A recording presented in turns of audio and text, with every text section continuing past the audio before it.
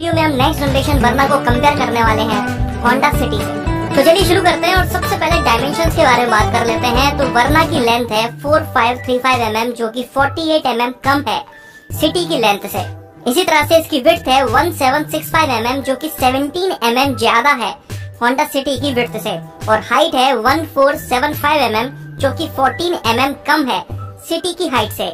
Wheel base की बात करें तो वर्ना का है 2670 mm जो कि 70 mm ज्यादा है सिटी के व्हील बेस से। तो आप देख सकते हैं कि लंबाई और ऊंचाई में वर्ना सिटी से पीछे है और चौड़ाई और व्हील बेस में वर्ना सिटी के आगे है। ग्राउंड क्लियरेंस की बात करें तो अभी तक वर्ना की ऑफिशियली बताई नहीं गई है, लेकिन अंदाजा लगाया जाए तो लगभग 165 mm के आसपास होनी चाहिए, इतनी ही होंडा सिटी की भी है। आगे बढ़ते हैं और बूट स्पेस के बारे में बात करते हैं। तो वर्ना का है 528 लीटर का बूट स्पेस जो कि 22 लीटर बड़ा है होंडा सिटी में मिलने वाले 506 लीटर के बूट स्पेस से। फ्यूल टैंक कैपेसिटी के बारे में बात करते हैं तो वर्ना में 45 लीटर का फ्यूल टैंक मिलता है जो कि 5 लीटर बड़ा है होंडा सिटी में मिलने वाले 40 लीटर के फ्यूल टैंक से।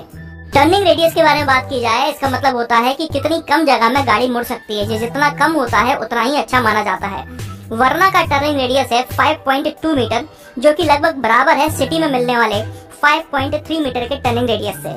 टायर्स की बात करते हैं तो दोनों ही गाड़ियों में 15 और 16 इंच के टायर्स मिल जाते हैं, लेकिन वर्ना के टायर्स थोड़े ज्यादा चौड़े हैं। चलिए आगे बढ़ते हैं और इंजन डिटेल्स के बारे में बात कर लेते हैं। तो वर्ना में आपको दो तरह के इंजन मिलते हैं। पहला है 1.5 litre naturally aspirated petrol engine जो लगभग 115 PS की पावर जनरेट करता है और 143.8 Nm का टॉर्क जनरेट करता है। अगर इस इंजन को हम कंपेयर करते हैं होंडा सिटी में मिलने वाले 1.5 लीटर पेट्रोल इंजन से, तो ये 6 PS की कम पावर जनरेट करता है और 1.2 Nm का कम टॉर्क जनरेट करता है। माइलेज की बात की जाए तो वर्ना के मैनुअल ट्रांसमिशन में 18.6 kmpl का माइलेज मिलता है जो कि 0.8 kmpl ज्यादा है होंडा सिटी से।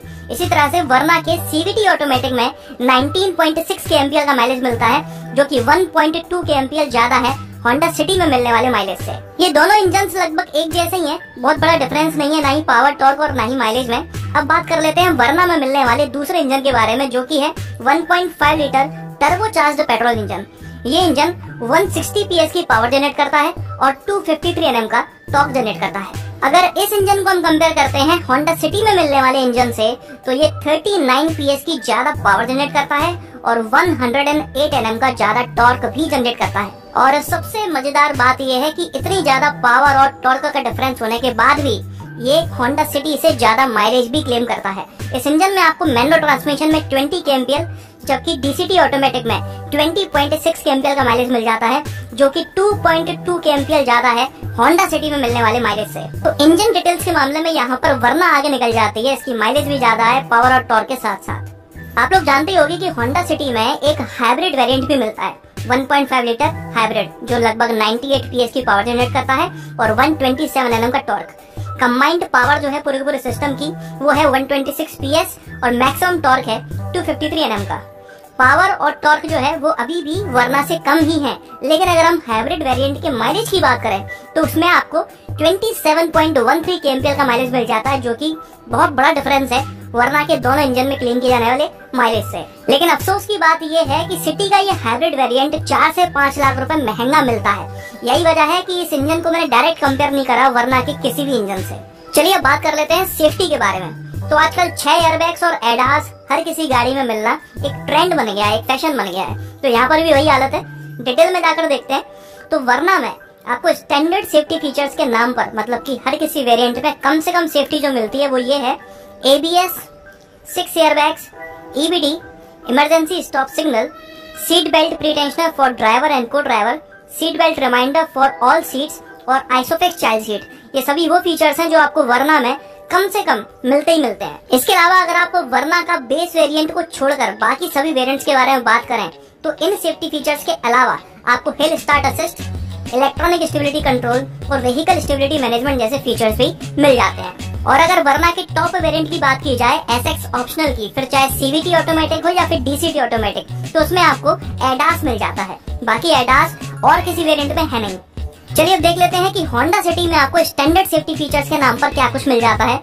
ABS, 4 airbags, EBD, brake assist, seat belt pretensioner for driver and co driver, Isofix child seats, vehicle stability assist, electronic stability control, traction control system, agile handling assist, hill start assist और emergency stop signal जैसे features आपको standard मिल जाते हैं हर किसी variant में। इसके अलावा होंडा सिटी का बेस वेरिएंट छोड़कर बाकी सभी वेरिएंट्स में आपको इन सब सेफ्टी फीचर्स के अलावा एडास मिल जाता है। होंडा सेंसिंग टेक्नोलॉजी मिल जाती है जिसमें कॉलिजन मिटिगेशन ब्रेकिंग सिस्टम, मतलब कि ऑटोनोमस इमरजेंसी ब्रेकिंग सिस्टम जैसा एडवांस सेफ्टी फीचर है, lane keep assist, lead car, departure notification system, road departure mitigation, auto high beam जैसे तमाम सेफ्टी फीचर्स आपको मिल जाते हैं। और अगर आप इसका सेकंड टॉप या फिर टॉप वेरिएंट खरीदते हो तो आपको 6 एयरबैग्स मिलना भी चालू हो जाते हैं। तो आप देख सकते हो कि होंडा सिटी में बेहतर सेफ्टी फीचर्स मिल जा रहे हैं, या फिर ये कहें कि सेफ्टी फीचर्स का डिस्ट्रीब्यूशन काफी अच्छी तरह से किया गया है। बेस वेरिएंट में ही आपको सारे सेफ्टी फीचर्स मिल जाते हैं, बस 6 एयरबैग्स नहीं मिल पाते, 4 मिलते हैं। इसके अलावा सेकंड बेस वेरिएंट से ही आपको एडास मिलना शुरू हो जाता है, मतलब कि सिटी का सिर्फ बेस वेरिएंट है जिसमें एडास नहीं है, बाकी सब में एडास है। वहीं दूसरी तरफ वरना के सिर्फ टॉप वेरिएंट में एडास था, तो काफी बड़ा डिफरेंस है एडास के होने और ना होने का। ग्लोबल एनकैप ने अभी तक इन दोनों ही गाड़ियों का क्रैश टेस्ट नहीं किया है, लेकिन जहाँ तक है सेफ्टी फीचर्स के लिहाज से देखा जाए तो ये दोनों ही गाड़ियाँ अच्छा परफॉर्म कर सकती हैं। चलिए बात कर लेते हैं कंफर्ट एंड कन्वीनियंस के फीचर्स के बारे में। सबसे पहले मैं आपको उन फीचर्स के बारे में बता देता हूँ जो आपको होंडा सिटी में मिल जाते हैं लेकिन नेक्स्ट जनरेशन वरना में नहीं मिल पाते। चारों विंडोज में one touch up and down मिल जाता है, जबकि वरना में सिर्फ ड्राइवर वाली में मिल पाता है। रेन सेंसिंग वाइपर्स और एलईडी फॉग लैंप्स, ये वो फीचर्स हैं जो आपको होंडा सिटी में मिल जाते हैं लेकिन वरना में नहीं मिल पाते। और अब मैं आपको उन फीचर्स के बारे में बता देता हूँ जो आपको नेक्स्ट जनरेशन वरना में मिल जाते हैं लेकिन होंडा सिटी में नहीं मिल पाते। Front end rear parking sensors, जबकि होंडा सिटी में सिर्फ रियर में दिए गए हैं। Electrically adjustable driver seat, city में मैनुअली एडजस्टेबल मिल पाती है।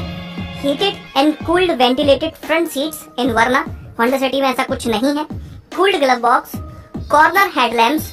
नेक्स्ट जनरेशन वरना में आपको डुअल स्क्रीन मिल जाती हैं, एक है 10 इंच की जिसमें आप ऑडियो वीडियो नेविगेशन चला सकते हो और दूसरी इंफोटेनमेंट सिस्टम के लिए दी गई है 8 इंच की, जबकि होंडा सिटी में एक सिंगल स्क्रीन मिलती है आपको 8 इंच की। वरना के डीसीटी टॉप वेरिएंट में आपको पीछे भी डिस्क ब्रेक्स मिल जाते हैं आगे के साथ साथ, लेकिन होंडा सिटी में ऐसा कुछ नहीं है। अगर आप हाइब्रिड वेरिएंट खरीदते हो होंडा सिटी का तो आपको जरूर पीछे वाले टायर्स में भी डिस्क ब्रेक्स मिल जाते हैं। वरना के इंफोटेनमेंट सिस्टम में हाई क्वालिटी बोस के 8 स्पीकर्स दिए गए हैं, जबकि होंडा सिटी में ऐसा कुछ नहीं है, बोस के स्पीकर्स उसमें नहीं मिल पाते। स्मार्ट ट्रंक मिल जाती है, इलेक्ट्रॉनिक पार्किंग ब्रेक मिल जाता है वरना में। हालांकि ये फीचर होंडा सिटी में भी है लेकिन सिर्फ हाइब्रिड वेरिएंट में, जो कि काफी महंगा है। वरना के फ्रंट में एक और पीछे 2 यूएसबी पोर्ट मिल जाते हैं टाइप सी के, अपने मोबाइल वगैरह चार्ज करने के लिए, जबकि होंडा सिटी में आगे आपको 2 यूएसबी पोर्ट्स दिए गए हैं और पीछे आपको 12 वोल्ट के चार्जिंग पोर्ट्स मिलते हैं। इसके अलावा वरना की जो डिजाइन है काफी फ्यूचरिस्टिक है। आगे और पीछे जो हेडलैम्प्स की डीआरएल्स हैं वो भी कनेक्टेड हैं और पीछे की जो टेल लैम्प्स हैं वो भी आपस में कनेक्टेड हैं। ऐसा कुछ आपको होंडा सिटी में देखने को नहीं मिलता। तो यहाँ पर भी आप देख सकते हो कि होंडा सिटी में 1 या 2 फीचर ऐसे हैं जो वरना में नहीं है, लेकिन वरना में ऐसे कई सारे फीचर्स हैं जो होंडा सिटी में नहीं मिल पाते। वारंटी की बात करते हैं तो दोनों ही गाड़ियों में बराबर का वारंटी ऑफर दिया गया है, 3 साल तक या फिर अनलिमिटेड किलोमीटर तक का। और अब आखिर में सबसे जरूरी बात कर लेते हैं तो वो है प्राइसेस। वरना का जो बेस वेरिएंट है वो 10.9 लाख रुपए का मिल जाता है। सिर्फ यही वेरिएंट है जो होंडा सिटी से सस्ता है, बाकी सब कुछ होंडा सिटी से महंगा है। आप अपने स्क्रीन पर दोनों गाड़ियों के प्राइसिंग की लिस्ट देख पा रहे होंगे। एक बात मैं आप लोगों को अच्छी तरह से बता दूं कि वरना की जो प्राइसिंग आप अपनी स्क्रीन पर देख रहे हैं ये इंट्रोडक्टरी प्राइसेस हैं। कुछ कस्टमर्स के खरीदने के बाद में ये प्राइसेस अभी और बढ़ने वाले हैं। वरना के मैनुअल ट्रांसमिशन का बेस वेरिएंट 65,000 रुपीज सस्ता जरूर है, लेकिन टॉप वेरिएंट 1,18,000 रुपीज महंगा है। सीवीटी की बात करें तो वरना सीवीटी 22,000 रुपीज से 61,000 रुपीज तक महंगी है होंडा सिटी के सीवीटी से। वरना में सीवीटी के साथ साथ डीसीटी ऑटोमेटिक भी दिया गया है, जिसको खरीदने के लिए आपको 1.25 लाख से 2.25 लाख रुपए और खर्च करने पड़ते हैं। हालांकि सीवीटी काफी स्मूथ होता है, ज्यादातर लोग बाग सीवीटी ही पसंद करते हैं। डीसीटी खरीदने के लिए अगर आप चाहते हो तो ठीक है, वरना मुझे कोई लॉजिक समझ में नहीं आता डीसीटी खरीदने का। इस तरह से होंडा सिटी में भी एक यूजलेस वेरिएंट दिया गया है, होंडा सिटी हाइब्रिड, जो आपको लगभग 4.5 से 5.25 लाख रुपए तक मिलता है नॉन हाइब्रिड होंडा सिटी से। 4 से 5 लाख रुपए तेल में खर्च करके आप अपनी नॉन हाइब्रिड होंडा सिटी को सालों तक चला सकते हो, तो क्या जरूरत है होंडा सिटी हाइब्रिड खरीदने की? ये वेरिएंट यहाँ कर क्या रहा है मुझे यही समझ नहीं आ रहा। अब बात कर लेते हैं आपको इनमें से किस गाड़ी को प्रेफर करना चाहिए। तो वैसे तो ये दोनों ही गाड़ियां अपनी अपनी जगह पर काफी जबरदस्त हैं। आप इनमें से किसी भी गाड़ी को खरीदते हो तो आप नुकसान में नहीं रहोगे, लेकिन फिर भी अगर डिटेल में जाके बात की जाए तो अगर आपका बजट कम है तो उस कंडीशन में आपको होंडा सिटी को प्रेफर करना चाहिए। कम बजट में आपको काफी कुछ फीचर्स मिल जाते हैं, प्लस एडास भी मिल जाता है। लेकिन अगर आपको एडास में कोई इंटरेस्ट नहीं है या आपको यूजलेस फीचर लगता है तो उस कंडीशन में आप वर्ना के लोअर वेरिएंट या फिर मिड वेरिएंट को भी प्रेफर कर सकते हैं। और अगर आपके पास बजट की कोई प्रॉब्लम नहीं है, आप टॉप वेरिएंट भी खरीद सकते हो, तो आपको वर्ना का टॉप वेरिएंट प्रेफर करना चाहिए।